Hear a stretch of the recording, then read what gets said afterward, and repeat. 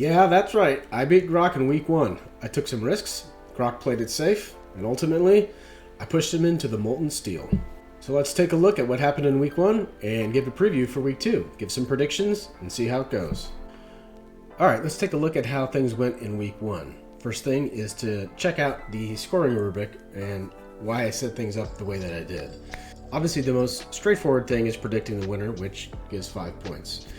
I also give a bonus for predicting an underdog to win, but only if it's at least a 3.5 point underdog. So if it's a 3.5 to 10 point underdog, I give 7 points of value. And then if the initial spread is at least 10.5, so a big underdog, that's a 14 point swing. I also give bonus points for predicting close to the final score. So if you're within 3.5 points of the final score, you get 5. 4 to 9.5, you get 3 points. 10 to 13.5, you get 1 point. And if your prediction was more than 2 touchdowns off, then you don't get any points. Alright, so what happened in week 1? Well, it's pretty straightforward. Grok and I both correctly predicted that Georgia Tech and Tennessee would win. And Grok predicted Ohio State winning, and I predicted LSU beating Clemson. But because LSU beating Clemson was an underdog pick, I got 7 extra bonus points for that. Nice. Which put me over the top. Alright, moving on to week 2 predictions.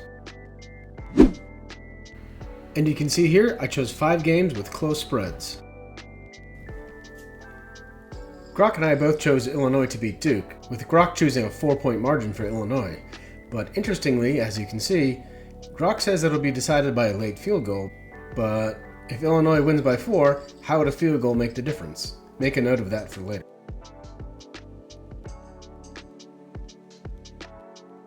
Next up, the battle for the Cy-Hawk Trophy. And in this case, I actually think that Grok did a pretty good job of providing its reasoning. And it's predicting a late field goal, kind of like last year's game that Iowa State won. We both like a 3-point game, although I'm choosing Iowa State over the Hawkeyes. Next up is the mid-afternoon SEC clash between Ole Miss and Kentucky. And, I chose Ole Miss by a bunch here, 42-13. And I don't think that Grok's prediction was actually that bad in terms of the score, but its reasoning was awful. First, it still thinks that Jackson Dart is the quarterback for Ole Miss. Second, it said that Kentucky was 121st in pass yards allowed last year, which it wasn't. It was, I believe, 20th or 21st. And it still thinks that Brock Vandegrift is the quarterback for Kentucky, all of which is incorrect. So in this case, I kind of hope that it's just wrong and that Ole Miss's high-powered offense overcomes Kentucky. Last week, Kentucky didn't do very well against its lower-level opponent, and I think that's going to play out this Saturday. The Fightin' Cowbells of Mississippi State look to get revenge on Arizona State from last year's game. Grok and I both think that Arizona State will take this one, with 35-17 from my side. But again, Grok's reasoning is pretty faulty here. Not only does it say that ASU won last year at Mississippi State in 2024, it did get the score correct. But it also said that last week, Arizona State got 3 interceptions, but it really only got 1. What the hell is even that?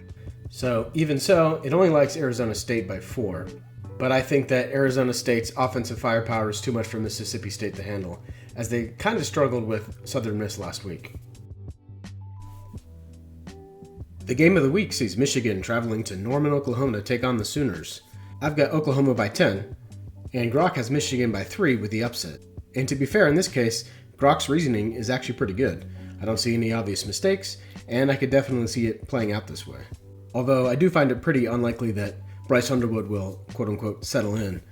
And getting to 200 yards might be easier said than done, because this will be his first big-time road start. He's only started 1 game so far in his whole career, and I think that Oklahoma's defense will end up smothering him. The question is whether or not Michigan's run game can help pick up the slack. Alright, some observations and takeaways from week 2. The first observation is that Grok's reasoning is worse. Last week I predicted that perhaps with 1 game in the books that it would stop relying so much on last year's results and look more toward the first week of the season. But that doesn't seem to be the case, and in fact it made even more mistakes.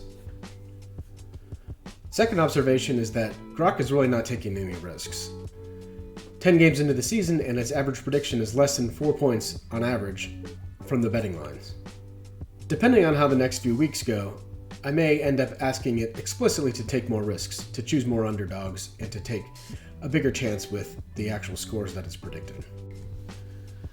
Last, I don't think Grok is making an explicit link between its score prediction and the reasoning that it provides. For example, in the first game, Duke versus Illinois, it said that Illinois would win by a late field goal, but it doesn't really make any sense because it also predicted that Illinois would win by 4 points.